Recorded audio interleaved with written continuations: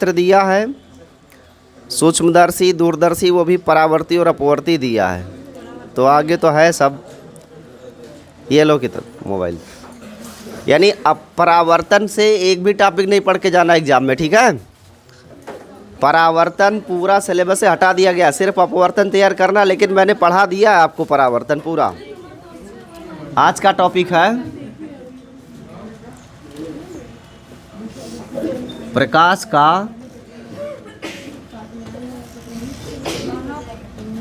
Prism द्वारा अपवर्तन।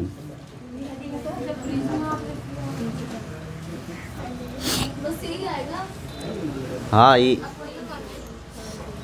लिखो heading.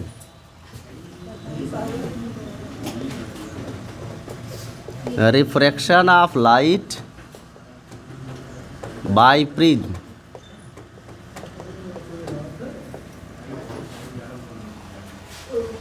Refraction of light by prism, प्रकाश का प्रिज्म द्वारा अपवर्तन।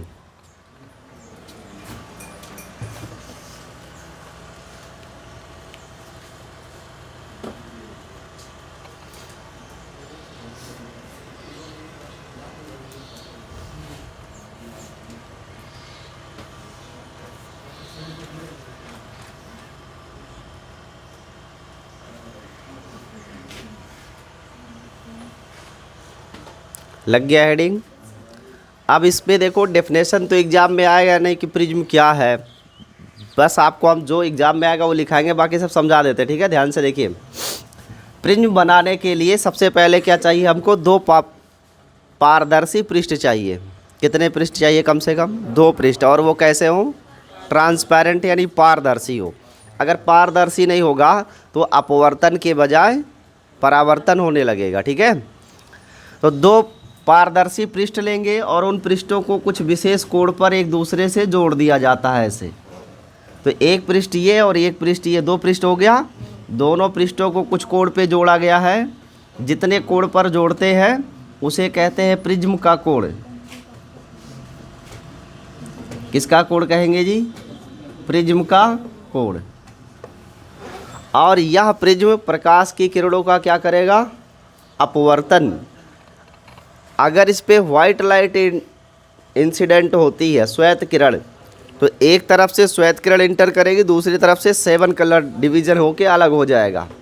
लेकिन अगर केवल मोनोक्रोमेटिक लाइट यानी एक वर्णीय प्रकाश आपने प्रयोग किया, जैसे लाल रंग है, नीला रंग या पीले रंग, किसी एक प्रकार के विशेष रंग की आपने प्रकाश किरण प्रयोग की है, तो इससे प्रकाश के अपवर्तन से 7 कलर आपको नहीं मिलेंगे।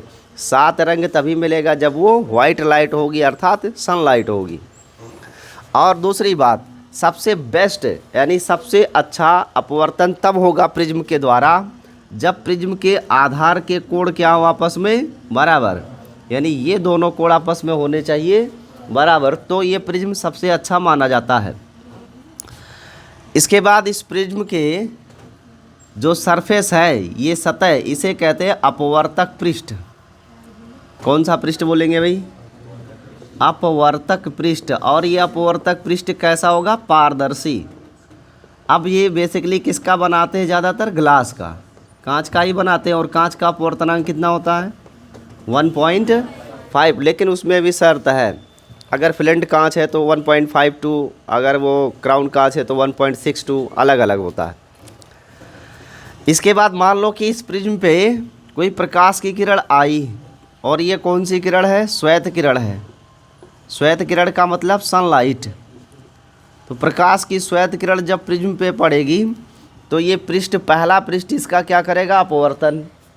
क्यों? क्योंकि है पारदर्शी, तो लाइट को तो आर पार गुजरना ही है। परंतु इधर एयर है और दूसरा ये प्रिज्म क्या है? ग्लास का बना हुआ है। तो एयर से लाइट किस में जा रही है? ग्लास में। और अगर एयर से ग्लास में लाइट जाएगी तो डेफिनेटली वो अपने मार्ग से तो विचलित होगी ना, लेकिन अभिलंब की ओर झुक जाएगी। तो अभिलंब कहाँ है? अभिलंब हमेशा इस अपवर्तक पृष्ठ के लंबवत खींचा जाता है। यानी कहीं भी प्रकाश का अपवर्तन होगा, वहाँ पृष्ठ के लंबवत जो भी रेखा आप खींचोगे वो आपका अभिलंब ही होगा। ये नॉर्मल है। हाँ, ये एक चीज़ ज़रूर ध्यान में रखना चाहिए कि अगर नॉर्मल के अनुदिश कोई लाइट आ रही है तो उस लाइट में डेविएशन नहीं होता, वो अपने रास्ते पर सीधे चली जाएगी। जैसे एक दर्पण लीजिए और इस दर्पण पर प्रकाश की कोई किरण 90 डिग्री पर आई है तो वो 90 डिग्री पर वापस भी चली जाएगी, इसलिए आपको आभास नहीं होगा लाइट आ रही है कि लाइट जा रही है, सिर्फ एक पथ आपको दिखाई देगा, विजुअल पथ। वैसे वो भी लाइट तो दिखती नहीं है, इसमें जो पार्टिकल होंगे वो दिखेंगे। पार्टिकल जो दिखते हैं उन्हें कौन से पार्टिकल कहा जाता है? Colloidal particles. ब्राउनियन मोशन पढ़ा होगा ना, ब्राउनियन गति। तो इसके बाद देखो, ये जो श्वेत किरण है इसका एक्चुअल पाथ क्या है? जाना चाहिए ऐसे, पर जाएगी नहीं ऐसे, ये अभिलंब की ओर थोड़ा सा झुक जाएगी। अब देखो, अभिलंब की ओर झुकेगी, लेकिन कितना झुकेगी ये भी तो पता होना चाहिए। तो एक बात ध्यान में रखना, अगर प्रिज्म के आधार का कोण क्या है? बराबर। प्रिज्म के आधार के कोण क्या है? बराबर। तब ये जो किरण इंसिडेंट हुई है ये प्रिज्म के आधार के समांतर हो जाती है, प्रिज्म के आधार के। लेकिन शर्त क्या है? आधार के कोण बराबर होने चाहिए। अगर आधार के कोण बराबर नहीं है तो यह किरण कभी भी अपवर्तन के पश्चात आधार के समांतर नहीं होगी। पहला पॉइंट। इसके बाद जहाँ पर ये किरण आई उसका नाम आपतित किरण होगा, और ये अभिलंब के साथ जितना कोण बनाती है उसे आपतन कोण कहेंगे। प्रकाश की किरण इस पथ पर जानी चाहिए, पर बेंड होके इस पथ पर गई है। अब दूसरे पृष्ठ पर ध्यान दीजिएगा, अभी तो लाइट किस में है? ग्लास में है ना, लेकिन इसके बाद कहाँ आएगी? एयर में फिर से पहुँच रही है लाइट ना, दूसरे साइड भी तो एयर है। तो लाइट ग्लास से फिर कहाँ जाएगी? एयर में। तो अब की बार ग्लास से एयर में जाएगी तो अभिलंब की ओर जाएगी कि अभिलंब से दूर हटेगी? अभिलंब से दूर हट जाएगी। यहाँ भी आपको खींचना होगा पृष्ठ, और वो पृष्ठ होना चाहिए सतह के लंबवत, ऐसे। इसे कहेंगे नॉर्मल अभिलंब। और अब की बार प्रकाश की किरण का जो वास्तविक पथ है वो ये है, बट लाइट इस पर जाएगी नहीं, वो अपने मार्ग से विचलित होगी और अभिलंब से दूर जाएगी। क्यों? क्योंकि सघन से विरल में जा रही है। तो लाइट बेंड हो जाएगी और ऐसे जाएगी, लेकिन जैसे ही इसके बाहर निकलेगी, ध्यान से समझना, ये जो प्रिज्म है इसका किसी पदार्थ का बना हुआ होगा, जैसे कि कांच का, और जो प्रिज्म के पदार्थ का अपवर्तनांक है, प्रिज्म के पदार्थ का अपवर्तनांक, ये विभिन्न रंगों के लिए भिन्न भिन्न होता है। विभिन्न रंगों के लिए भिन्न भिन्न होता है। भिन्न भिन्न माने मक्खी नहीं, अलग अलग। ठीक है, विभिन्न रंगों के लिए भिन्न भिन्न होता है। इसका मतलब कि जो अपवर्तनांक यन है वो लाल रंग का अलग होगा, नीले का अलग होगा, पीले का अलग होगा, बैगनी का अलग होगा, है कि नहीं? सबका अलग अलग होगा। अब अगर ध्यान देने वाली बात है कि अगर सबके लिए अपवर्तनांक पदार्थ का अलग अलग है तो सभी किरणों की स्पीड भी क्या होगी? कैसे? आपको पता है एन बराबर होता है C/V, यही तो होता है ना। तो जब हम रेड कलर का लिखेंगे तो C/V R लिखेंगे, वेलोसिटी ऑफ रेड लाइट। फिर NB लिखेंगे तो C/VB लिखेंगे, वेलोसिटी ऑफ ब्लू लाइट। ऐसे बैगनी का लिखेंगे C/VB अर्थात वेलोसिटी ऑफ वायोलेट, बैगनी रंग के प्रकाश की किरण की चाल। और आप जानते हो कि प्रकाश की किरण की चाल इस कांच में क्या होगी? कम हो जाएगी, और अलग अलग रंगों के लिए अलग अलग होगी। अब अगर अलग अलग रंगों के लिए अलग अलग है चाल, तो दूरी भी क्या होगी? अलग अलग। इसी कारण से प्रकाश 7 रंगों में क्या होता है? बढ़ जाता है। एग्जाम में कई बार क्वेश्चन पूछाता है कि प्रिज्म द्वारा प्रकाश का वर्ण विक्षेपण क्यों होता है, यानी प्रिज्म में 7 रंग बनने का कारण क्या है? तो उसका कारण क्या लिखेंगे कि प्रिज्म के पदार्थ का अपवर्तनांक विभिन्न रंगों के लिए भिन्न भिन्न होता है, इसीलिए प्रकाश 7 रंगों में बढ़ता है। और अगर ऐसा नहीं होता तो प्रकाश 7 रंगों में नहीं बढ़ता। कोई डाउट? अब ये जो लाइट यहाँ जा रही है, देखो ये 7 रंगों में तो बटेगी और इसके ऊपर तो जाएगी नहीं, जाएगी तो नीचे ही। और कितने रंग बनेंगे इसमें? 7। तो 1 2 3 4 5 6 और 7। कितने कलर बन गए भाई? 7 कलर्स।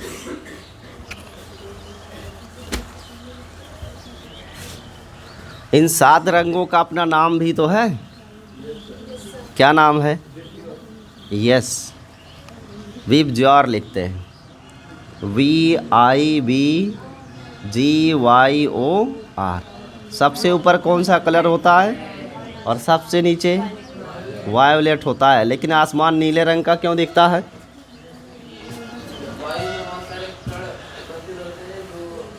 नहीं नहीं, वायोलेट रंग सबसे नीचे है ना, सबसे ऊपर रेड है। तो सुबह सुबह तो हमको आसमान नीला दिखाई देता है ना, जहाँ सन का उदय होता, सूर्योदय। कुछ बोल रहे थे? ब्लू क्यों दिखता है आसमान? उसका कारण है, देखो वायोलेट का विचलन तो सबसे ज़्यादा होता है, लेकिन वायोलेट का प्रकीर्णन सबसे ज़्यादा नहीं होता, बिखराव सबसे ज़्यादा नहीं होता। सबसे ज़्यादा बिखराव किसका होता है? नीले रंग का होता है। इसीलिए आसमान कैसा दिखता है? नीला दिखता है। लेकिन विचलन सबसे ज़्यादा किसका होता है? बैगनी का होता है। उसके बाद एक कलर है यहाँ पे ग्रीन, और एक है येलो। ये 4 कलर पे हमें फोकस करना है। बाकी तो और भी कलर है, but don't worry about them.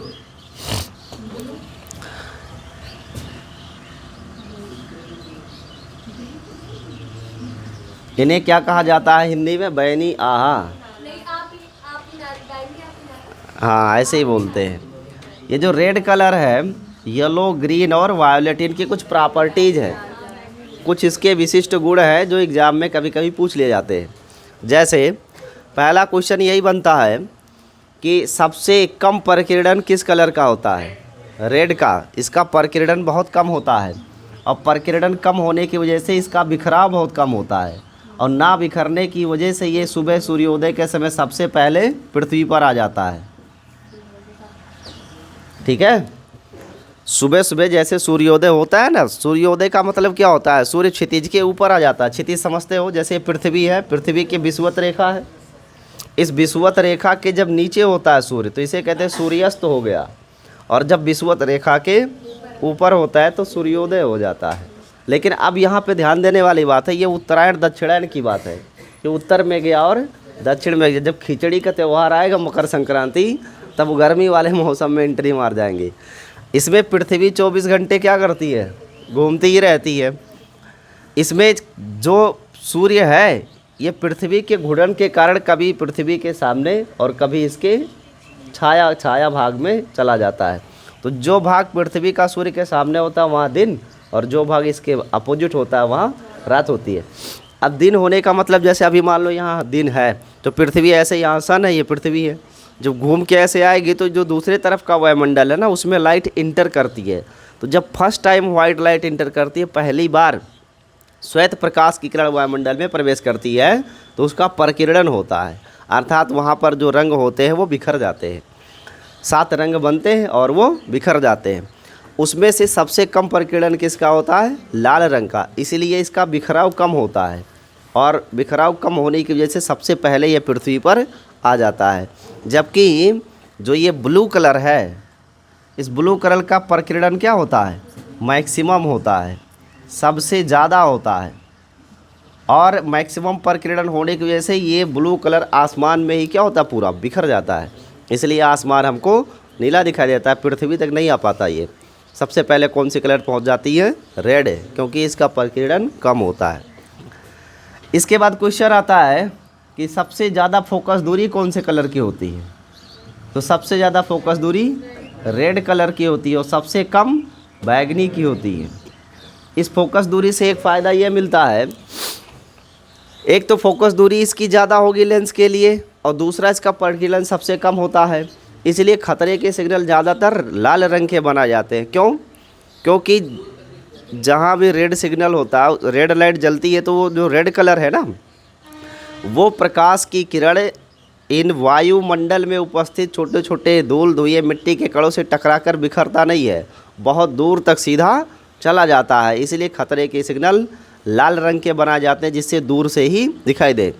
अगर आपने उसको ब्लू कलर का बना दिया, मान लो यहाँ ब्लू लाइट लगा दिए, तो इसका इतना ज़्यादा प्रकिरण होगा कि यहाँ से जो लाइट चलेगी सामने धूल धुएं मिट्टी के कणों से टकरा कर वो बिखर जाएगी।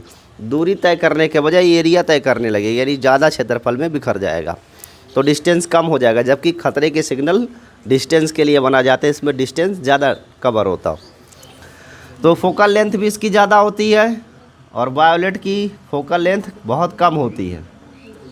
इसके बाद होता है कि सबसे ज़्यादा अपवर्तनांक किस कलर के लिए इस प्रिज्म का होता है, तो सबसे ज़्यादा अपवर्तनांक किसका होता है? वायोलेट का। वायोलेट का अपवर्तनांक अधिकतम और रेड कलर का अपवर्तनांक सबसे कम होता है। ठीक है। इसके बाद सबसे ज़्यादा संवेदी कलर कौन सा है आँखों के लिए? जो संवेदी कलर है वो कौन है? ग्रीन।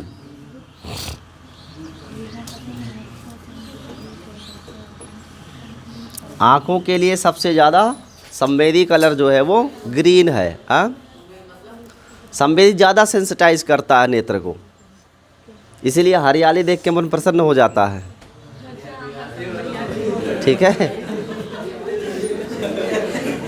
और जो येलो कलर है, हाँ सॉरी, और जो येलो कलर है, येलो कलर की फोकल लेंथ रेड और वायोलेट के बीच में आती है, इसलिए येलो की जो फोकस दूरी है वो रेड का और वायोलेट का गुणोत्तर माध्य होता है।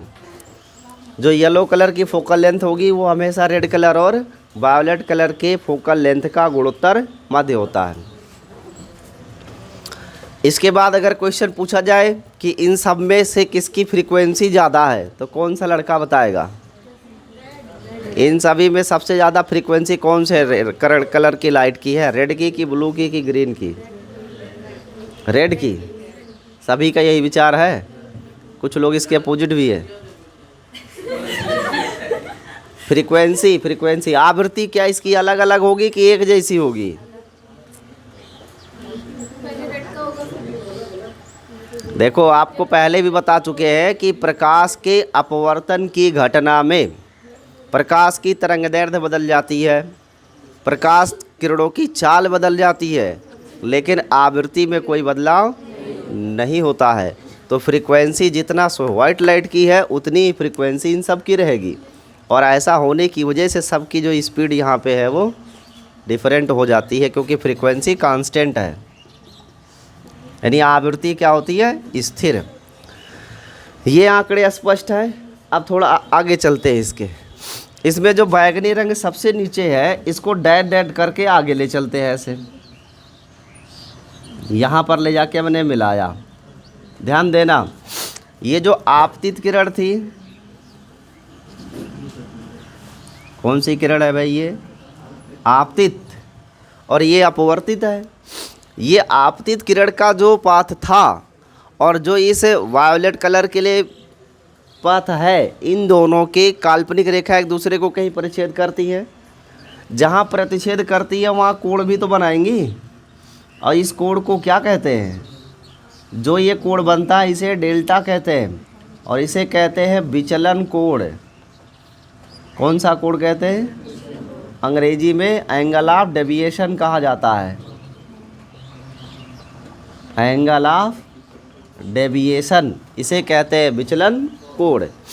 और ये विचलन कोण भी अलग अलग रंगों के लिए अलग अलग होगा। क्यों? क्योंकि वायलेट यहाँ है, इंडिगो यहाँ है, ब्लू, ग्रीन, ऐसे सब अलग अलग है ना, तो ये विचलन कोण भी सभी रंगों के लिए क्या होगा? अलग अलग होगा। अब इसमें से क्वेश्चन बन सकता है कि सबसे ज़्यादा विचलन कोण किसका होगा? सबसे ज़्यादा विचलन कोण बैगनी का होगा, क्योंकि सबसे ज़्यादा यही विचलित हुआ है, और सबसे कम रेड कलर का होगा। यानी विचलन कोण डेल्टा का मान मैक्सिमम किसके लिए होगा? वायलेट के लिए, और मिनिमम किसके लिए होगा? रेड के लिए। और जो विचलन कोण येलो का है, ये विचलन कोण रेड और वायलेट का गुणोत्तर माध्य होगा। और एक चीज़ यहाँ से ध्यान में रखिएगा, यहाँ लिख रहे हैं हम, एक टर्म होता है ओमेगा। ओमेगा को बोलते हैं वर्ण विक्षेपण क्षमता। क्या कहते हैं इसको, वर्ण विक्षेपण क्षमता। ये वर्ण माने क्या होता है जी, वर्ण माने कलर, विक्षेपण माने अलग अलग होना, और क्षमता माने जानते हो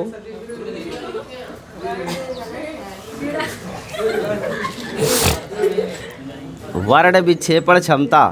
ठीक है, वर्ण माने कलर और विक्षेपण माने अलग होना। तो प्रकाश रंगों को अलग करने की जो पावर है उसे किससे शो करते हैं, ओमेगा से। और इस ओमेगा का मान होता है, ध्यान दीजिएगा, ये होता है delta B minus delta R by delta Y. अर्थात वायोलेट के लिए विचलन कोण का मान, और उसमें से घटाएंगे किसको, रेड कलर के लिए विचलन कोण का मान, और इनका अनुपात किसके साथ रखा जाएगा, येलो के साथ। तो इस रेशियो को कहते हैं वर्ण विक्षेपण क्षमता, ओमेगा कहा जाता है। ये बात स्पष्ट है। अब इसमें एक फॉर्मूला भी होता है, वह भी देख लेते हैं। क्या फार्मूला है, ध्यान देना भाई सभी लोग। ये कोण आई है टोटल, तो ये पूरा कोण कितना होगा, आई ही होगा। अपोजिट एंगल है ना, शीर्षाभिमुख कोण। अगर ये आई है तो ये पूरा भी क्या होगा, आई। लेकिन इसमें एक बात होती है ना कि आर भी होता है इसमें कहीं। कहाँ पे आर बनाएंगे, देखो अभिलंब के साथ जो कोण बनता है उसे क्या कहते हैं, आर। तो ये कोण कौन सा बनाएंगे हम, आर ही तो बनाएंगे इसको ना। क्यों, अभिलंब ये है, कौन बोल रहा है, ठीक है डोंट वरी, ये अभिलंब है, बात मत करो जी। ये अभिलंब है और ये कौन सी किरण है, अपवर्तित किरण है। तो ये अपवर्तित किरण अभिलंब के साथ जो कोण बनाएगी इसे क्या कहेंगे, अपवर्तन कोण। और अपवर्तन कोण को किससे शो करते हैं, आर से। तो ये यहाँ से लेकर यहाँ तक का एंगल क्या है, आर है। तो जो शेष बचा एंगल क्या होगा, ये आई माइनस आर होगा, क्योंकि ये टोटल एंगल कितना होगा, आई। ऐसे ठीक दूसरे साइड में अगर यहाँ पर प्रकाश की किरण बाहर गई है तो इसका भी तो कुछ कोण होगा। तो मान लेते हैं कि ये अभिलंब के साथ है, अभिलंब तो इधर बनाना पड़ेगा ना, ये अभिलंब है और इसके साथ जो कोण बनता है वो क्या है, नो आई डैश। कितना कोण बन रहा है, आई डैश, मैंने ऐसा मान लिया। और जो कोण यहाँ बनेगा वो आर डैश होगा। तो जो शेष बच रहा है कोण वो कितना होगा, ये होगा I dash minus R dash. ठीक है, कोई डाउट तो नहीं इसमें किसी को। इस पॉइंट का नाम कुछ है, इस पॉइंट का भी नाम कुछ लिख दे। जैसे कि मैंने मान लिया ई है और ये बी है और ये सी है और ये डी है, ऐसा मैंने नामकरण कर दिया। ठीक है, पॉइंट्स क्लियर हो गए।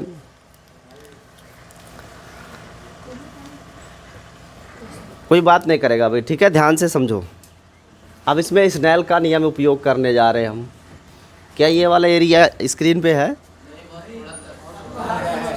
ये है यहाँ तक, ये है, चलेगा। देखो इसमें चित्र से आप ध्यान दीजिए,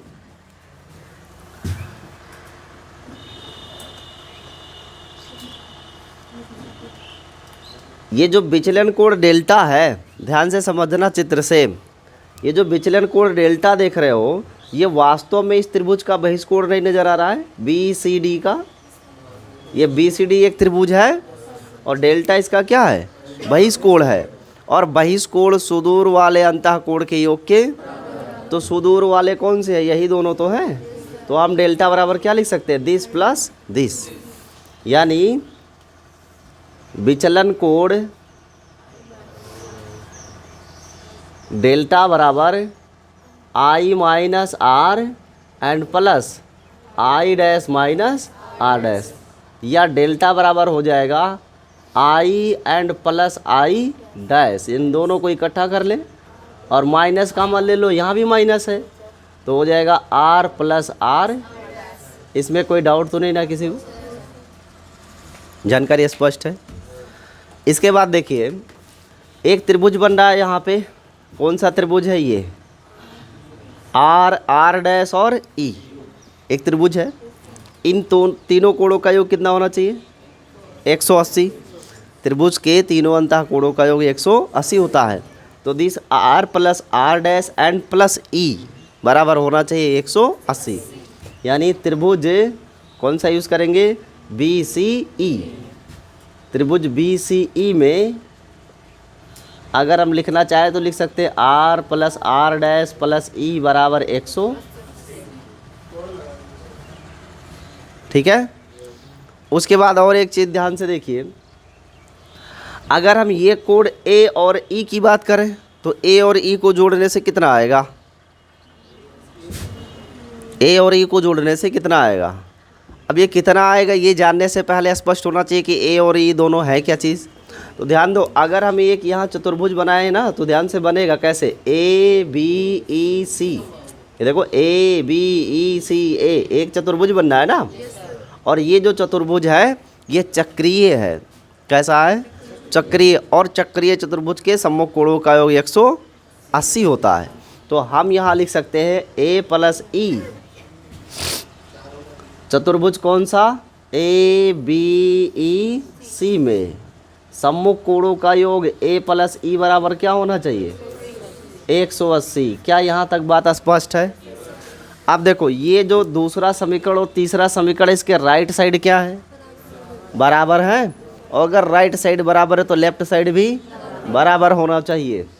इसलिए हम लिख सकते हैं कि R plus R dash plus E बराबर होना चाहिए ए प्लस, तो ई से ई क्या होगा? बचा आर प्लस आर डैश बराबर, ये बना समीकरण नंबर। इतनी जानकारी सबको स्पष्ट है। अब इसके बाद एक टर्म और ध्यान से सुनो। ये जो प्रिज्म है, इस प्रिज्म को मान लेते हैं कि ये प्रिज्म बहुत पतला है।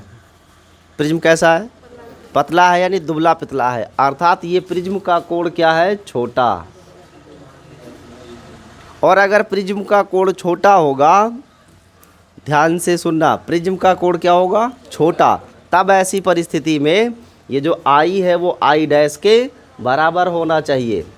यानी प्रिज्म छोटा है और छोटा है तो आर बराबर आर डैश और आई डैश बराबर आई। यानी यूँ कह सकते हैं कि आर डैश का मान आर के बराबर और आई डैश का मान आई के बराबर हो जाएगा। और ऐसा तब होगा जब प्रिज्म का कोण क्या हो? बहुत छोटा, यानी विचलन कोण सबसे कम हो, न्यूनतम स्तर पर हो।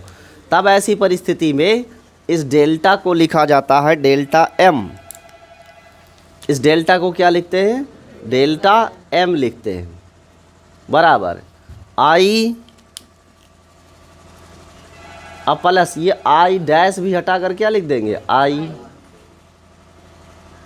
माइनस ये आर ओ आर डैश भी हटा के क्या लिखेंगे? आर। तो यहाँ से डेल्टा एम की वैल्यू क्या मिल रही है भाई? डेल्टा एम बराबर आ रहा है 2i माइनस 2r। इसे बना दिया समीकरण नंबर 5। और ये तो बात ही पुरानी है, इन्हें मत लिखिएगा।